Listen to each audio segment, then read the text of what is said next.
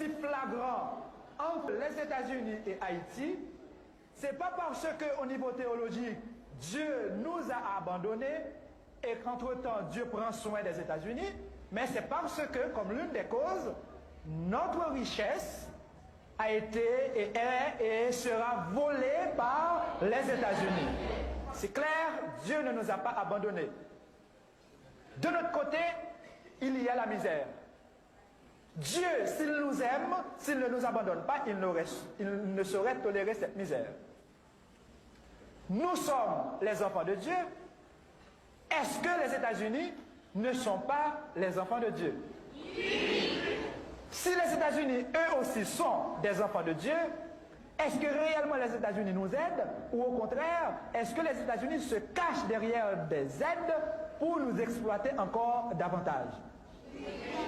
Et nous pointons du doigt ceux que eux-mêmes ils appellent les aides pour dire à ces pays que nous comprenons le jeu et que nous ne sommes plus disposés à marcher à genoux pour quémander, mais à nous mettre debout pour réclamer justice et dénoncer ce que eux-mêmes ils appellent premièrement aide et ce que eux-mêmes ils appellent pays développés, car à nos yeux, beaucoup de ces pays, en commençant par les États-Unis, ce sont des pays sous-développés au niveau humain. Ce fut ensuite au tour de la Suisse d'être mise en cause. Qui ça n'est pas capable de dire dans la banque? Ça n'est pas capable de dire. Côté l'argent, nous, Alchita. Ah, notre argent va en Suisse. L'argent, Jean-Claude, tout combat, elles vont, les criminels sanguinaires, ma Côte d'Ivoire, les vont, les dans qui banque Alchita? Ah. Donc, maman nous couche à l'hôpital pendant que 100 en Suisse, notre maman Haïti se trouve à l'hôpital, pendant que notre sang va en Suisse. C'est un scandale, c'est un crime au niveau international. Quand nous comparons nos dettes et nos dépenses pour les importations, et qu'en même temps nous nous rendons compte que ce n'est pas un simple hasard, c'est voulu, c'est entendu entre les grandes nations. Ils se disent grandes pour avoir beaucoup d'argent et pour avoir beaucoup volé.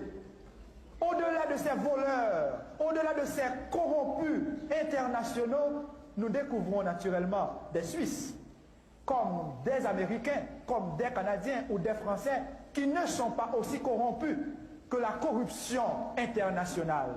Et c'est précisément à ces Suisses, à ces Américains, à ces Français, à ces Espagnols que nous adressons notre demande. Nous leur demandons si vraiment ils reconnaissent avoir volé, si vraiment ils reconnaissent avoir volé à travers leurs compatriotes tout au long du processus de colonisation, si vraiment ils veulent dire à la face du monde entier qu'ils sont développés, qu'ils commencent à ne pas avoir pitié d'Haïti. Nous n'avons pas besoin de pitié, nous. Qu'ils commencent à ne pas avoir pitié de nous, mais à reconnaître le droit que nous avons, droit de récupérer un peu de ce qu'ils ont volé.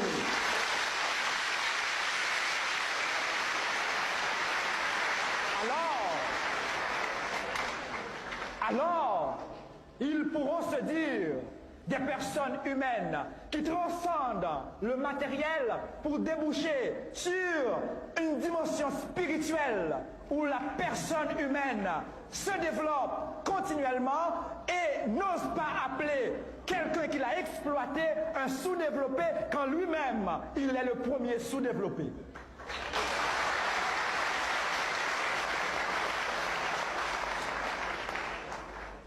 Que notre argent qui se trouve dans les banques suisses,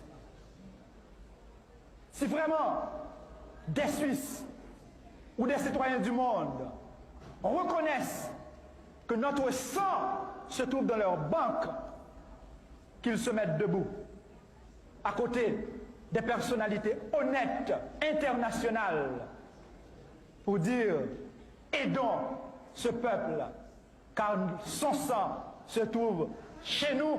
Ça aurait été une honte internationale de laisser circuler dans nos veines le sang d'un pays appauvri. Et qu'un beau jour, Haïti ne dise pas simplement merci, mais qu'ils disent également fierté. Fierté de ceux et celles qui, à travers le monde, ont compris et ont agi. Fierté de cette race noire qui a compris son rôle historique à jouer à la face du monde.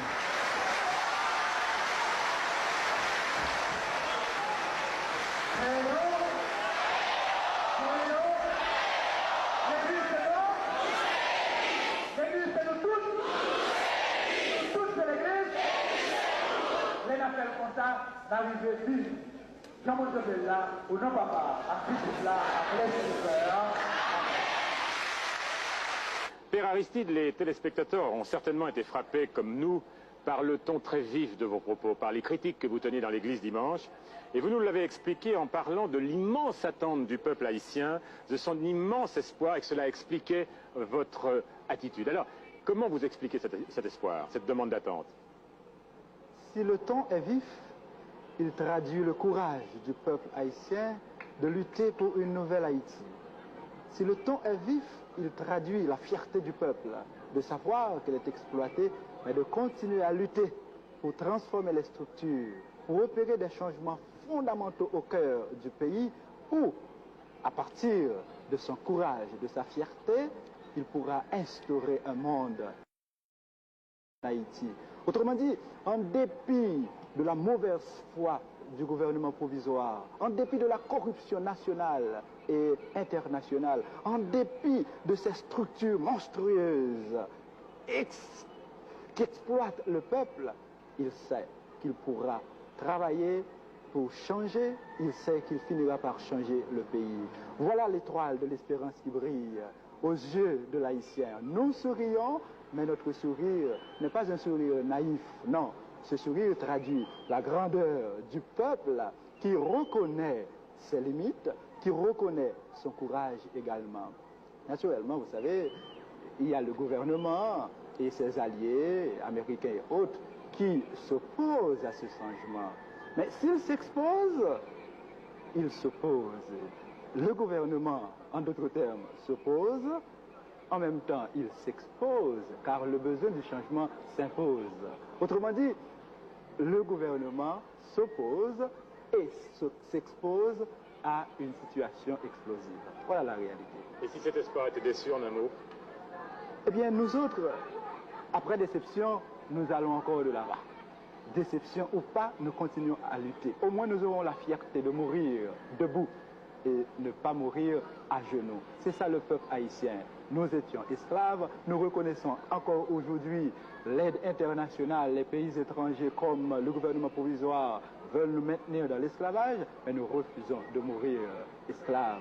Il faut mourir libre. Mourir libre veut dire je donne mon sang pour irriguer la terre haïtienne. Je donne ma parole, moi-même, qui deviendra, si vous voulez, mon corps deviendra une espèce d'engrais pour alimenter le pays, pour alimenter tout un peuple. C'est ça notre fierté.